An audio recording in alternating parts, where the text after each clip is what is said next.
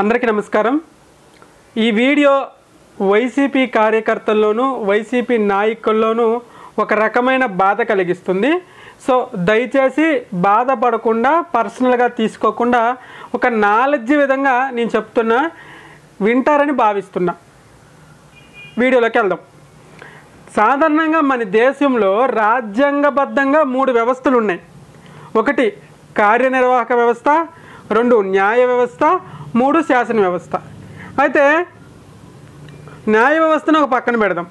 ఈ శాసన వ్యవస్థ ఏదైతే ఉందో శాసన వ్యవస్థ కార్యనిర్వాహక వ్యవస్థని పూర్తిగా మింగేసింది। అంటే ఫస్ట్ కార్యనిర్వాహక వ్యవస్థ అంటే ఏంటి, న్యాయ వ్యవస్థ అంటే ఏంటి, శాసన వ్యవస్థ అంటే ఏంటి అని ముందు మాట్లాడుకుందాం। కార్యనిర్వాహక వ్యవస్థలోనూ ఐఏఎస్లు ఐపీఎస్లు ఈ బ్యూరోక్రసీకి సంబంధించిన మొత్తం వస్తుంది। న్యాయ వ్యవస్థ అంటే మనకు తెలిసిందే, న్యాయస్థానాలు న్యాయ వ్యవస్థ। శాసన వ్యవస్థ అంటే ఈ రాజకీయ పార్టీలు, శాసన మండలిలు, శాసనసభలు ఈ సంబంధించివి।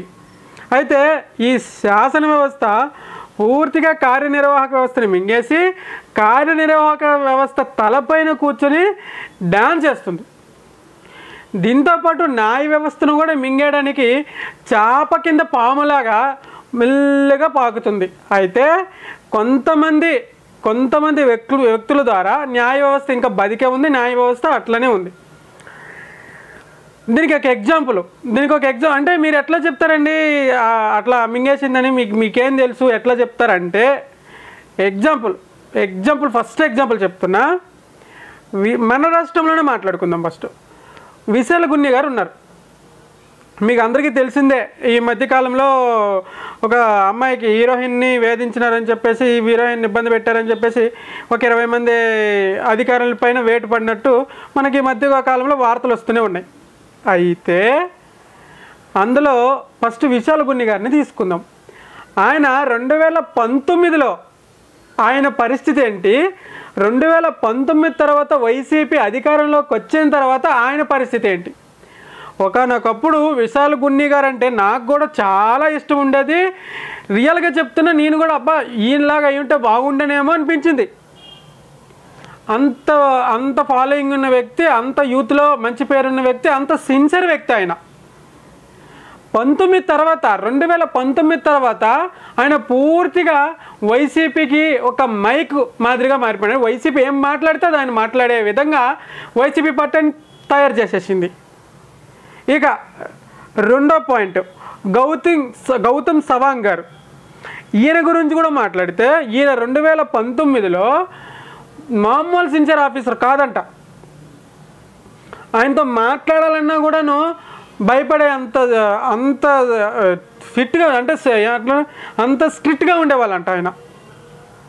సో ఆయన్ని కూడా పూర్తిగా ఇక వైసీపీ పార్టీ ఎట్లా వాడాలో అట్లా వాడేసి ఆయన మీద కూడా ఒక నెగిటివ్ క్రియేట్ అయిపోయింది। వైఎస్ఆర్సీపీ పార్టీ క్రియేట్ చేసింది అనుకుందాం। ఇక రఘురామరెడ్డి గారు, ఈయన గురించి మాట్లాడితే ఈయన గతంలో 2019 ముందు ఈయన కూడా సిన్సియర్ ఆఫీసరేనంట। అసలు చాలా చాలా చాలా చాలా కేసులు కూడా ఆయన ఎవ్వరూ పరిష్కరించలేనంటే కేసులు కూడా శోధించి పట్టుకునేవాళ్ళంట। అంత సిన్సియర్ ఆఫీసర్ని నాశనం చేసేసారు వీళ్ళు। సో నేను ఇక్కడ క్లియర్గా చెప్పబోయేది ఏంటంటే ఇప్పుడు తప్పు ఎవరిది, ఇటు రాజకీయ పార్టీలదా లేకుంటే కార్యనిర్వాహక వ్యవస్థదా, అంటే శాసన వ్యవస్థ కార్యనిర్వాహక వ్యవస్థదా అంటే నేను 100% కార్యనిర్వాహక వ్యవస్థదా అని చెప్తా।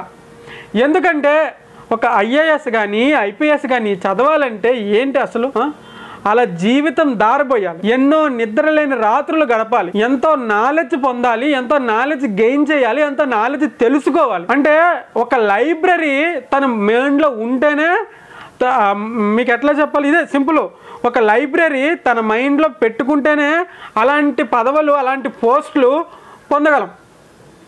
అలాంటి వ్యక్తులు ఇలాంటి 5 సంవత్సరాలకి మారిపోయే ప్రభుత్వాలకి ఒత్తాసు పలికి ఆ సనువిచ్చారంటే తప్పెవరిది, కార్యనిర్వాహక వ్యవస్థదే కదా। సో నేను అందుకనే కార్యనిర్వాహక వ్యవస్థదే తప్పని చెప్తా। సో ఇది